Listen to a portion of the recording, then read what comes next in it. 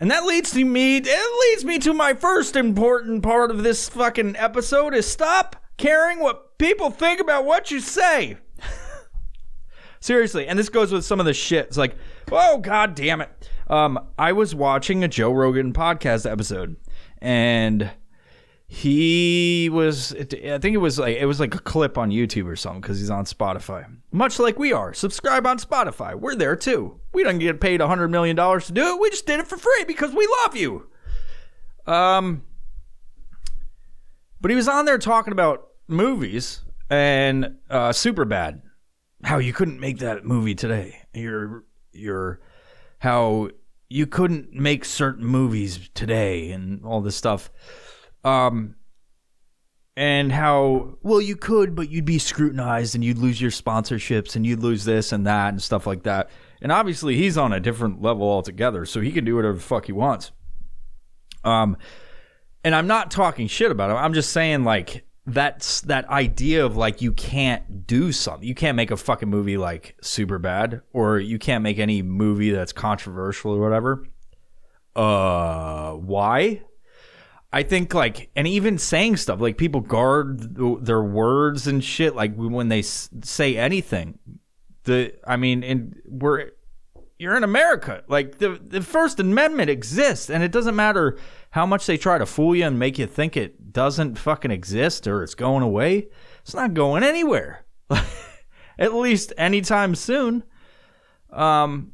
It boils down to there's a lot of fucking weak people, because it's weak times right now. Everyone thinks that the coronavirus was so hard, and to some respect, some of it, like the pandemic, was hard for some of you. I'm sure of it. Hard for a lot of people. It's hard for me, but in different ways. Like, soft times create soft men. Hard times create hard men. You know what I mean? So go back to fucking World War II, World War I. Those were some hard motherfuckers, right? And they were our grandparents or our great-grandparents, so on and so forth. And they lived a different life, and they went to war, didn't fucking talk about it, came back, they came back, didn't talk about it, they just went back to work. And those are some hard fucking people, right?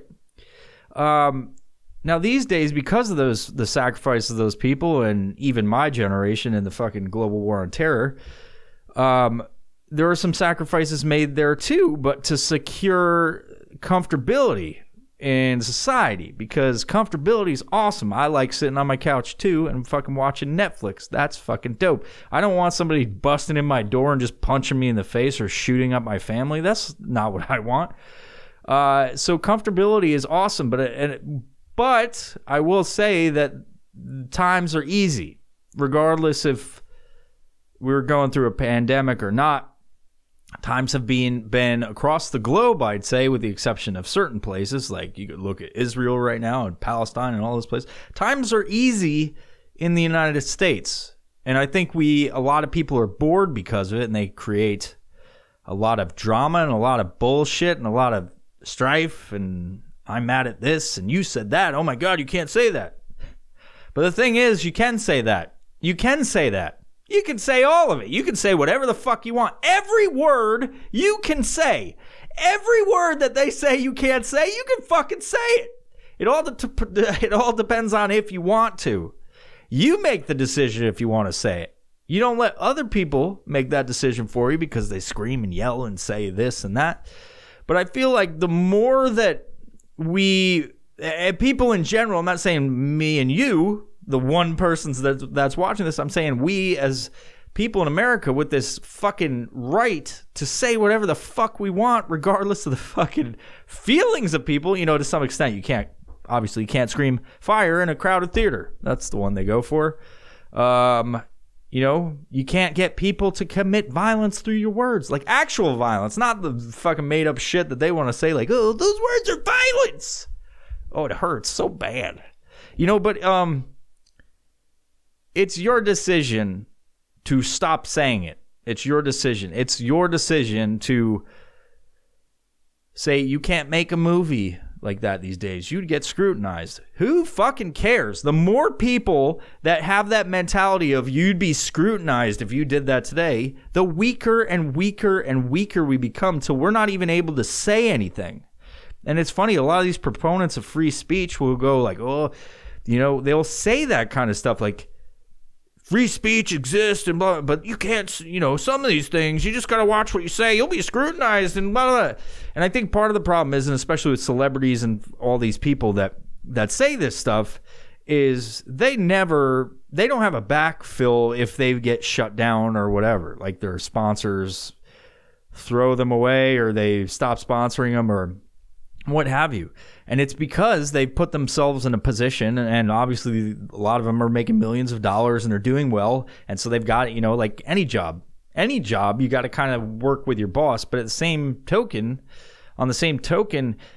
they're independent type of individuals usually that fucking get paid 1099 or whatever. They're not like Burger King employees, you know what I mean? They're making money and having to claim it independently through their tax returns. But to some respect, they should be setting themselves up to never be able to be blocked.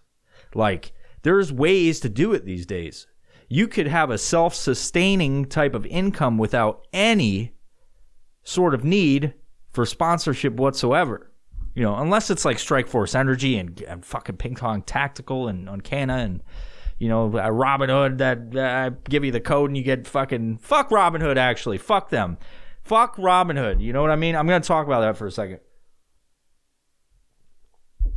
They're not a sponsor of the podcast, but I have a link on the website. You can go there and like sign up, and then there's some benefit to it. Like I get stocks, and then the people that sign up get stocks. Everybody gets stocks. Everybody gets fucking stocks. You get $10 of free fucking stocks if everybody signs up. But for me, I put that code on my website because people can go there and fucking sign up, and then I get fucking free stocks, and then I just change it into whatever stock I want. I sell whatever the fuck it is. Like they had some fucking weird, shitty mobile home fucking real estate company that I got one time, and I was like, nope. Like threw that and got Ethereum or something like that.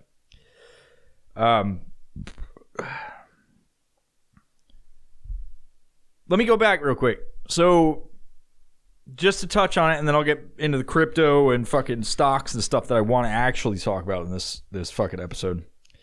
The more people that do that shit, and the more in the fucking whatever, the easier it is for the people that scream and yell and cry about the fucking words.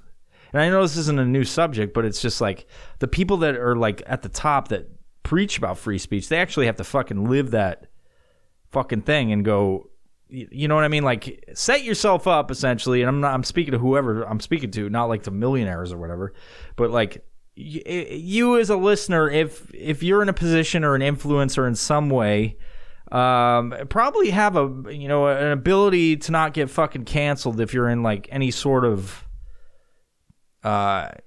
position where you talk to people or like you're out, even this podcast, like set yourself up so if people try to cancel you or whatever for things you say, because I get a lot of just horrible shit on this podcast from previous episodes, but set yourself up so you're not reliant on fucking sponsors. Like, you know what I mean? Like you can't be canceled. Oh no, my sponsor dropped me.